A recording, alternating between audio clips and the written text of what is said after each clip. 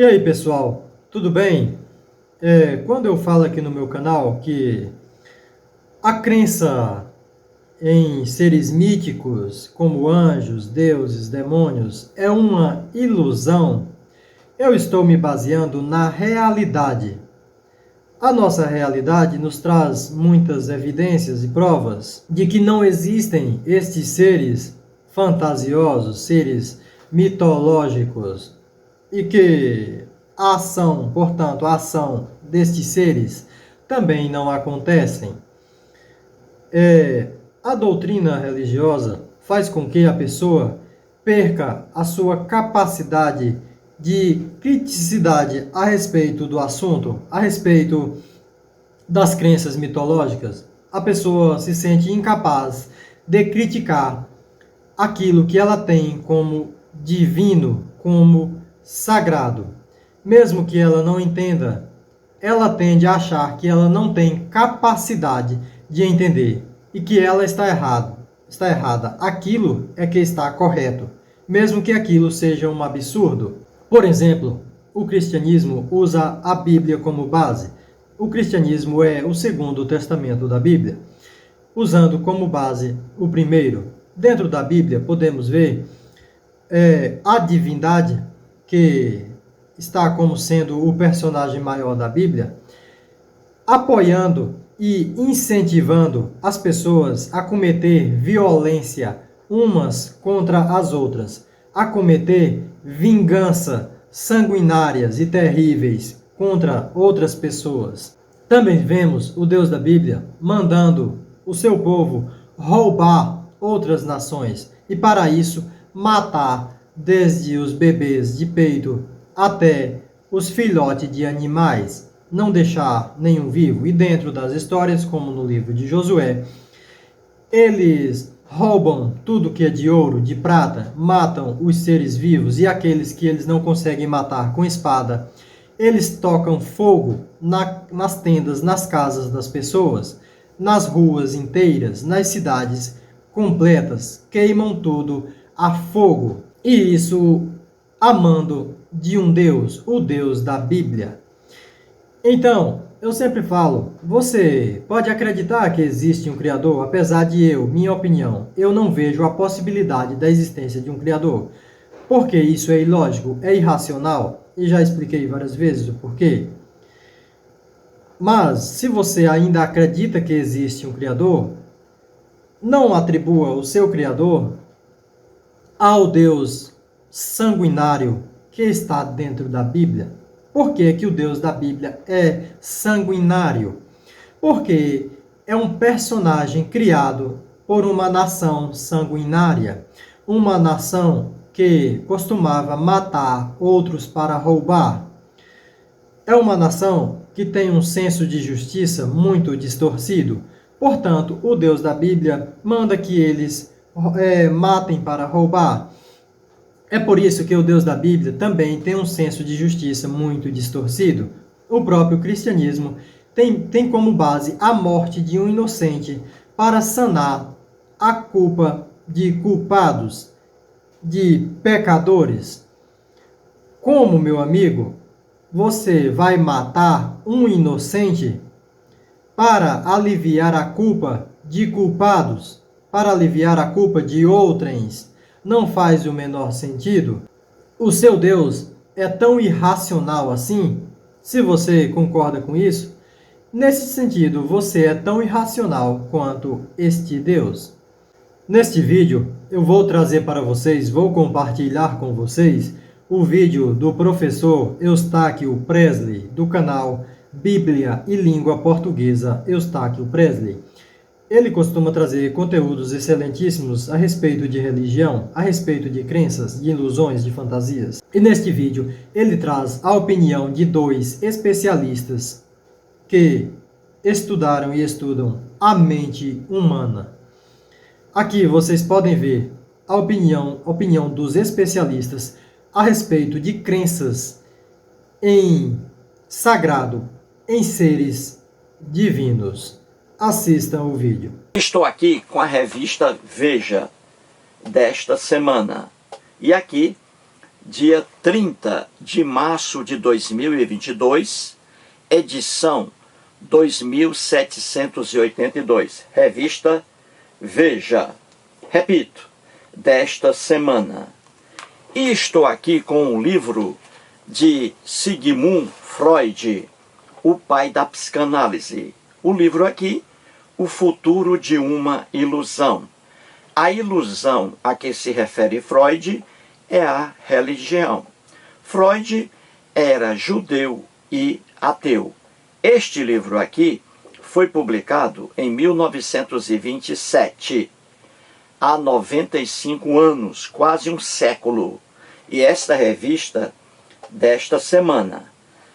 Aqui, nesta revista, nas páginas amarelas, uma entrevista com o psicólogo canadense, aqui está ele, Steven Pinker.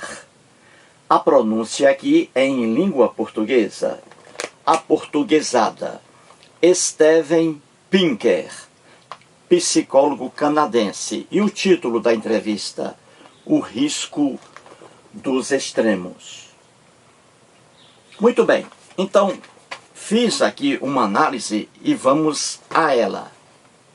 A revista Veja desta semana, datada de 30 de março do fluente ano 2022, nas páginas amarelas, folhas 9 a 11, traz uma entrevista com o psicólogo canadense Steven Pinker.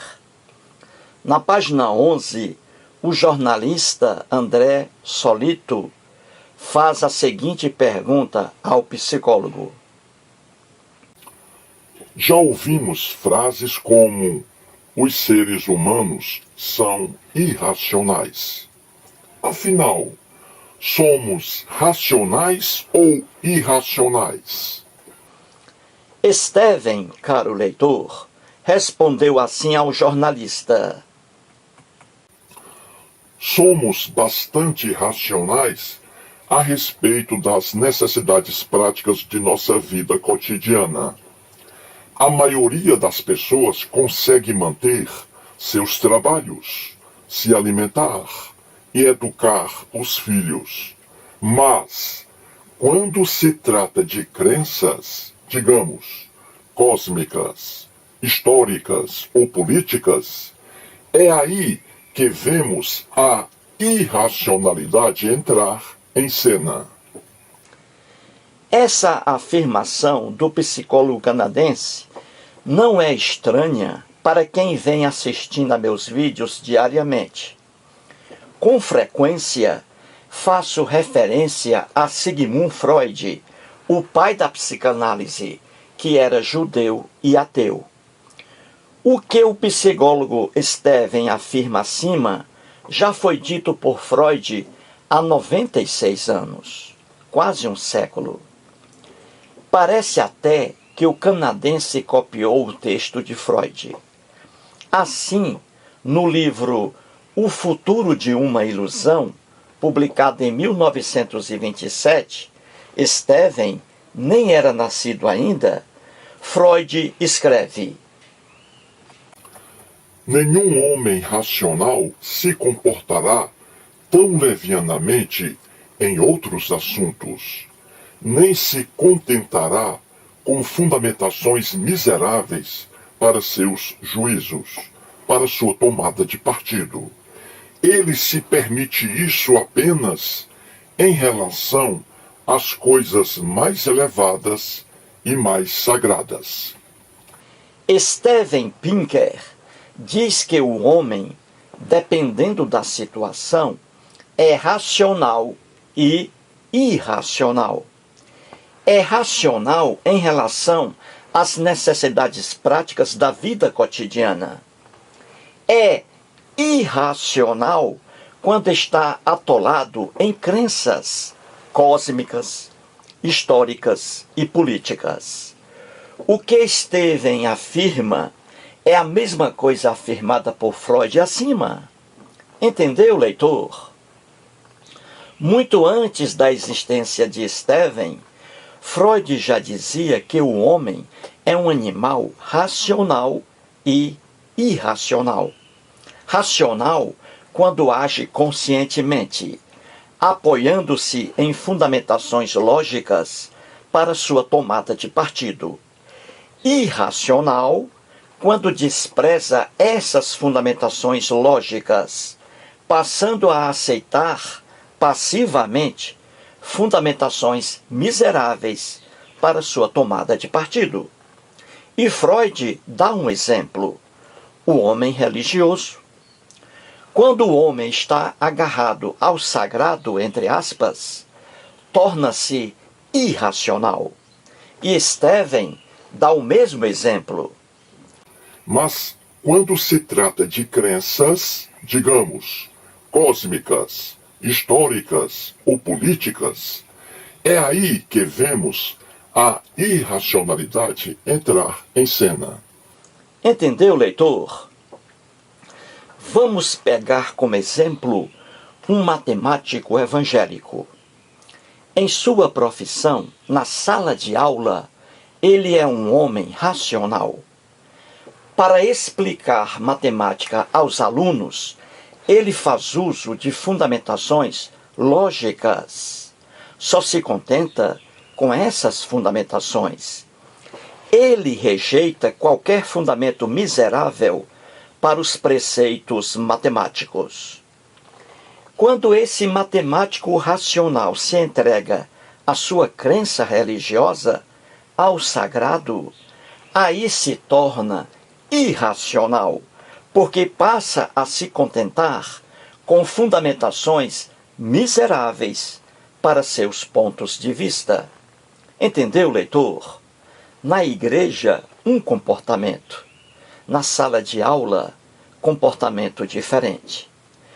Crenças religiosas, históricas e políticas realmente conduzem o homem à irracionalidade.